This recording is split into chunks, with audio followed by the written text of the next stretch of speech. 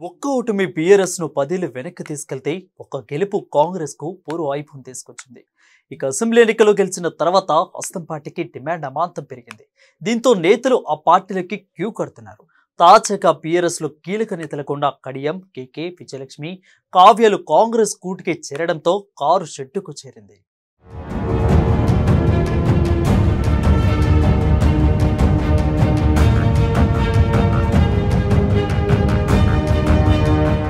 లోక్సభ ఎన్నికలు సమీపిస్తున్న వేళ బీఆర్ఎస్కు వర్ష షాక్లు తగులుతూనే ఉన్నాయి. ఆ party general secretary, Rajya Sabha MP K Keshava Rao బీఆర్ఎస్కు గుడ్ బై చెప్పేశారు. బీఆర్ఎస్లోకి కేకేకి అత్యున్నత స్థానం కల్పించారు కేసీఆర్. అలాంటి వ్యక్తి పార్టీని వీడుతారని ఎవరూ ఊహించలేదు. కానీ కేకే మాత్రం కారు దిగాలని డిసైడ్ అయ్యారు. ఈ నేపథ్యంలో కేకే కుమార్తె హైదరాబాద్ మేయర్ విజయలక్ష్మి కాంగ్రెస్ కండువా కప్పుకున్నారు. విజయలక్ష్మి ముందు నుంచి చెప్తున్నట్లుగానే అధికారంలో ఉన్న పార్టీలో ఉంటే గ్రేటర్ అభివృద్ధితో పాటు ఇతర ముఖ్యమైన పనులు సులభతరం అవుతాయని ఆమె చెప్పుకొచ్చారు. అనుకున్నట్లుగానే అధికారంలో ఉన్న హస్తం కూటికి చేరిపోయారు.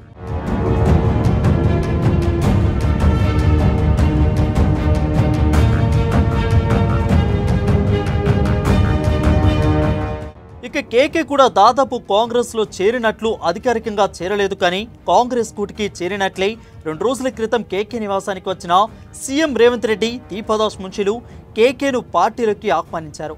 అయితే వారిని ఆహ్వానాన్ని మన్నించిన కేకే కాంగ్రెస్ లో చేరేందుకు సిద్ధమయ్యారు.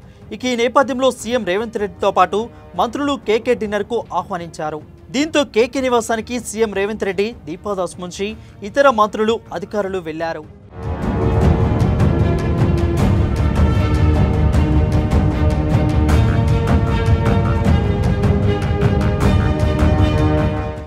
కేశవరావు రాజకీయ జీవితం కాంగ్రెస్ పార్టీ నుంచే మొదలైంది.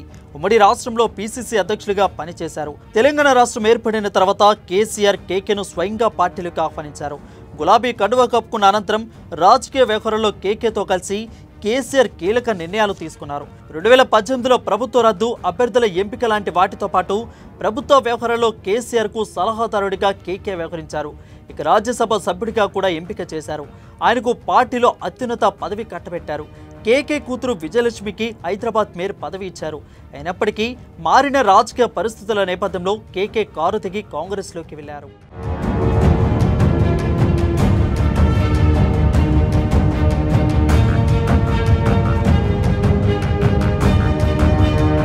మరోపక్క బీఆర్ఎస్ లో కీలక నేతగా అవతరించిన కడియం శ్రీహరి సైతం కారు దిగి హస్తం కూటికి చేరుకున్నారు. కడియం కూడా బీఆర్ఎస్ లో కీలక నేత.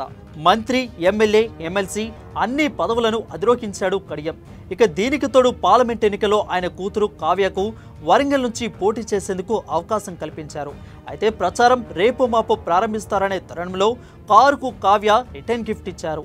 ప్రస్తుతం రాజకీయాల్లో బీఆర్ఎస్ నుంచి పోటీ చేసి గెలవడం కష్టతరమైన విషయమని చెప్పారు. పార్టీలోని నేతల మధ్య సమన్వయ లోపం, సీనియర్లలో ఈగో ఫీలింగ్ ఇవన్నీ పార్టీని భ్రష్టు పట్టిస్తున్నాయని స్వయాన బీఆర్ఎస్ అధినేత కేసీఆర్ కు లేఖ రాశారు. ఇలాంటి పరిస్థితితో పోటీ చేసి ఓడిపోయి అబాసుపాలు కాలేనని వివరించారు. పార్టీ ఎంత బలహీనంగా ఉంది, కొత్త కేసులు, ఫోన్ ట్యాపింగ్ అని, అదని ఇదని, స్కామ్లని ఇవన్నీ చూస్తుంటే ప్రజల్లో పలచనైనాము. తర్వాత కడియం శ్రీహరి గారికి ఆయనకి ఎమ్మెల్యే చేయడమే కాదు, ఇక వాళ్ళ బిడ్డను కూడా ఎంపీ టికెట్ ఇవ్వాలా అని చెప్పి అదొక అక్కసు. అది నిన్న తెలిసిపోయింది అసలు ఎవరు ఎట్లా మాట్లాడతారు, ఎవరు మన గురించి ఏమనుకుంటున్నారు అన్నది. ఎందుకంటే కోపంలోనే నిజాలు బయటకు వస్తాయట, అందరు గుర్తుపెట్టుకోండి. విద్యార్థులుగా మలుచుకున్న కాంగ్రెస్ కడియం శ్రీహరి, కావ్యలకు గాలం వేసేందుకు రంగంలోకి దిగారు. ఏకంగా టీపీసీసీ వ్యవహారాల ఇన్ఛార్జి దీపదాస్ నుంచి రంగంలోకి దిగారు. కాంగ్రెస్ లోని పలువురు సీనియర్ నేతలతో కలిసి కడియం ఇంటికి వెళ్లారు. కొద్దిసేపటి చర్చల అనంతరం కాంగ్రెస్ లోకి రావాలని ఆహ్వానించారు. దీంతో కుమార్తెతో కలిసి హైదరాబాద్ కు వచ్చిన కడియం సీఎం రేవంత్ రెడ్డి, దీపదాస్ మున్షి సమక్షంలో కాంగ్రెస్ లో చేరారు. మొత్తానికి తండ్రి కూతుర్ల రాకతో కాంగ్రెస్ కలకలలాడుతుంది.